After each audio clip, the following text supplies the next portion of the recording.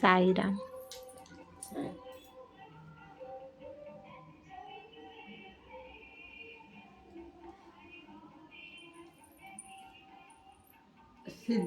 సిద్ధి ప్రాప్తి అంటారు. సిద్ధులు అనేటివి ఎక్కడి నుంచి మొదలవుతాయి? అసలు సిద్ధులు అంటే ఏంటిది? అసలు దాని అర్థము ఏంటి అంటే, మరి సిద్ధులు ఎవరికి ఉంటాయి అనగా సద్గురువులకు, దేవతలకు సిద్ధి ప్రాప్తులు ఉంటాయి. అంటే వాక్ సిద్ధి అంటే మనిషి యొక్క ఆత్మ, మన ఆత్మలో ఉన్నటువంటి మనస్సు, బుద్ధి, సంస్కారం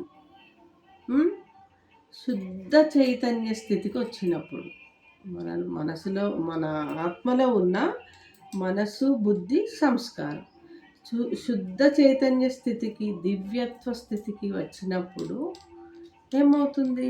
ఆ మనిషికి ఏ ఆత్మకైతే ఈ యొక్క క్వాలిటీస్ వస్తాయో వచ్చినప్పుడు ఆ ఆత్మతో ఉన్న దేహం ఉన్న వారికి సిద్ధులు అనేటిది ప్రాప్తి అవుతుంది. ధ్యాన స్థితిలో ఉన్న గురువులు ఉంటారు, మరి వాళ్ళు ఏదన్నా కూడా వాళ్ళ వాక్శుద్ధి ఎందుకు సత్యం అవుతుంది? వాక్శుద్ధి ఉంది కాబట్టి వాళ్ళ మాట ఏమవుతుంది నాన్న? సత్యం అవుతుంది. ఎందువల్ల అంటే వాళ్ళ ఆత్మలో మనసు, బుద్ధి, సంస్కారము చాలా ప్యూరిటీగా ఉంటుంది కాబట్టి శుద్ధ చైతన్య స్థితిలో ఉంటుంది. మరి ప్రతి మానవుడికి మనసు, బుద్ధి, సంస్కారం శుద్ధ చైతన్య స్థితిలో ఉంటుందా అంటే ఉండదు. ఎందువల్ల అంటే జన్మలు తీసుకున్న కొద్దీ వాళ్ళలో వికారాలు అనేటివి రావడం వల్ల సిద్ధులను ఏమైపోతారు? కోల్పోతారు. అంటే మరి ఆ సిద్ధులు మళ్ళీ మనము తెచ్చుకోవాలంటే ఎట్లా తెచ్చుకోవాలి? ఒక గురువు యొక్క పాదాలకు శరణాగతి కావాలి. శరణాగతి అంటే కాళ్ళు పట్టుకుంటే అయిపోతుందా? కాళ్ళు పట్టుకుంటే అయిపోదు. కాళ్ళు నువ్వు పట్టుకోకున్నా సరే ఒక గురువు, కానీ గురువు చెప్పినటువంటి మాటను ఏం చేయాలి? ఆచరించాలి. అనుభవపూర్వకంగా ఆచరించినప్పుడు, గౌరవించినప్పుడు, దాన్ని మనస, వాచ, కర్మణ నమ్మినప్పుడు తప్పకుండా నీ ఆత్మ కూడా ఒక శుద్ధత్వ స్థితికి వచ్చి వాక్శుద్ధి కలుగుతుంది. ఆ సత్య అన్వేషణ ద్వారా ధ్యాన స్థితి కలిగి మనలో ఉన్నటువంటి మనసు, బుద్ధి, సంస్కారము శుద్ధమైన చైతన్య స్థితికి వచ్చినప్పుడు అష్టసిద్ధులు అనేటివి తప్పకుండా రావడం అనేది జరుగుతుంది. అది ఎవరి మామూలు మానవులకు రావు. మామూలు మానవుడైనా కూడా ఏం చేయాలా? ధ్యానం చేయాలి. ఒక గురువు యొక్క శక్తిని తెలుసుకోవాలి, గురు సాంగత్యం చేయాలి. దానివల్ల నీకు అష్టసిద్ధ ప్రాప్తి అనేది కలుగుతుంది. ఆ ప్యూరిటీ ఎక్కడున్నది? అష్టసిద్ధి, వాక్సిద్ధి కానీ, స్త్రీ సిద్ధి కానీ, స్త్రీ అంటే లక్ష్మి, లక్ష్మి ప్రాప్తి కానీ, అష్టసిద్ధులలో అనేక సిద్ధులు ఉంటాయి. ఏంటిది? చాలా చాలా గొప్ప గొప్ప పనులు, కర్మణ, జ్ఞానపరంగా ఏది అనుకుంటే అది జరగాలంటే నీ యొక్క ఆత్మ అనేది ప్యూరిటీగా కావాలి. ఆత్మ ప్యూరిటీ కావాలంటే గురు యొక్క సాంగత్యం అనేది చేయాలి.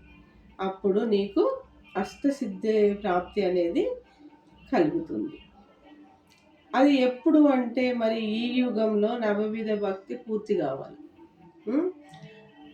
ఒక్కొక్కరిది ఇక్కడ ఇది 60వ జన్మ అనుకోండి, ఎగ్జాంపుల్ 60వ జన్మ అన్నప్పుడు ఒక్కొక్కరికి 60వ జన్మల్లో ఏమైపోతుంది? జ్ఞానప్రాప్తి అనేది కలుగుతుంది. ఎందుకంటే 59వ జన్మ పూర్వజన్మ అవుతుంది కదా వాళ్ళు. అప్పుడు అక్కడ నవవిధ భక్తి అనేది ఏమైంది? వాళ్ళది పూర్తయింది. నవవిధ భక్తి పూర్తయినప్పుడు మరి ఇంకా ఆ భక్తి చేసుకుంటూ కూర్చోడు మనిషి. ఇంకా ముందుకు వెళ్ళాలనే తాపత్రయంతో ఆత్మశుద్ధత్వం ద్వారా ఏం చేయడం జరుగుతుంది? గురు సాంగత్యాన్ని పొందడం జరుగుతుంది. జరిగినప్పుడు గురువు అనేవాడు సత్యాన్వేషత చేపించడం అనేది జరుగుతుంది. సత్యాన్వేషత ఎక్కడ ఉంటుంది? నీ లోపలనే ఉంటుంది. ఆత్మాన్వేషణ, స్వయం స్థితిని పొందడము. నేను అంటే దేహాన్ని, ఇక్కడ పంచతత్వాలతో కూడిన దేహమా నేను అంటే? కాదు. నీలో ఉన్నటువంటి ఒక ఆత్మ, పరబ్రహ్మ స్వరూపం, అది నేను. ఎందుకంటే దానికి చావు లేదు. ఆత్మకు, దేహానికి చావున్నది పంచతత్వాలల్లా కలిసిపోతుంది. కాబట్టి స్వయంగా సత్యస్థితిని పొందే ప్రాప్తిని ఒక సద్గురువు అనేవాడు కలిగిస్తాడు. కాబట్టి అప్పుడు ఆ సత్యస్థితి ద్వారా నీకు అష్టసిద్ధులు అనేటివి కలుగుతాయి. కానీ అసలైన సద్గురు అనేవాడు అష్టసిద్ధులను ప్రయోగం చెయ్యడు. ఎందుకంటే స్వయస్థితికి వచ్చినాక ఆయన చేసే ప్రతి పని కూడా లోక కళ్యాణార్థమే ఉంటుంది. తన యొక్క సుఖ సంతోషాలను ఏం చేసేస్తుంది ఆ యొక్క స్వయం స్థితిలో ఉన్న ఆత్మ, అంటే త్యాగానికి వెళ్తుంది. త్యాగం అనేది కూడా సిద్ధులలో ఒకటి గొప్పనైనటువంటి అద్భుతమైనటువంటి శక్తివంతమైనటువంటి విషయంగా చెప్పవచ్చు. అయితే ఒక సద్గురువుకు మాత్రమే త్యాగశీలత అనేది ఉంటుంది. కాబట్టి ఆయన తనంతటి వాడిని చేయడానికి దేన్నైనా కూడా త్యాగం చేయగలుగుతాడు గురువు అంటే. కాబట్టి అష్టసిద్ధులు అనేటివి ఒక గురు సాంగత్యం వల్ల నీ ఆత్మలో ఉన్న మనస్సు, బుద్ధి, సంస్కారం, ప్యూరిటీ వల్ల అష్టసిద్ధులను మనము సాధించుకోవచ్చు. సిద్ధులు అంటే ఇక్కడ అష్ట ఐశ్వర్యాలని కూడా అర్థం వస్తుంది.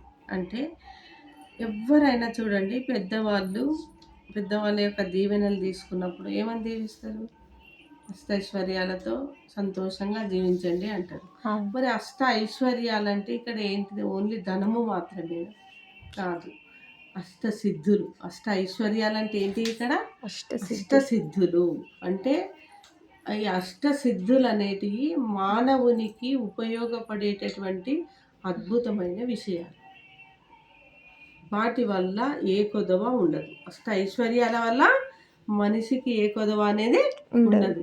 దేవి దేవతల లాంటి జీవితం అనేది ప్రాప్తి కలుగుతుంది.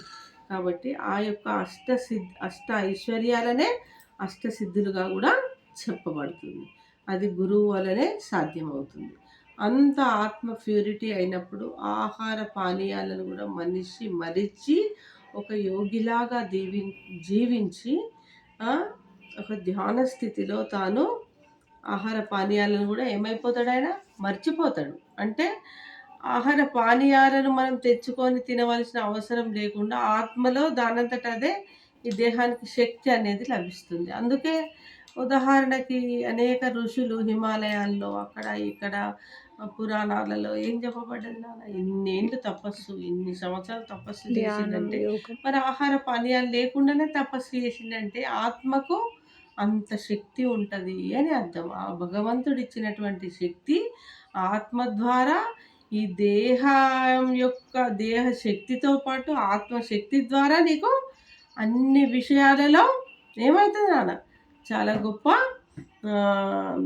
శక్తి అనేది నీకు లభిస్తుంది. అష్టైశ్వర్యాలను పొందే శక్తి అనేది లభిస్తుంది. దాన్నే అష్టసిద్ధులని చెప్పవచ్చును. అవి దేవీ దేవతలకు ఉంటాయి, సద్గురువులకు ఉంటాయి. వీటన్నింటినీ దేవీ దేవతలకు, గురువులకు ప్రసాదించేది ఆది గురువైన పరమశివుడు మాత్రమే అని చెప్పవచ్చు. తన నుంచి వచ్చినటువంటి శక్తులే మన లోపల ఇవి అష్టసిద్ధులుగా ప్రాప్తిని పొందుతాయని చెప్పవచ్చు. సాయి.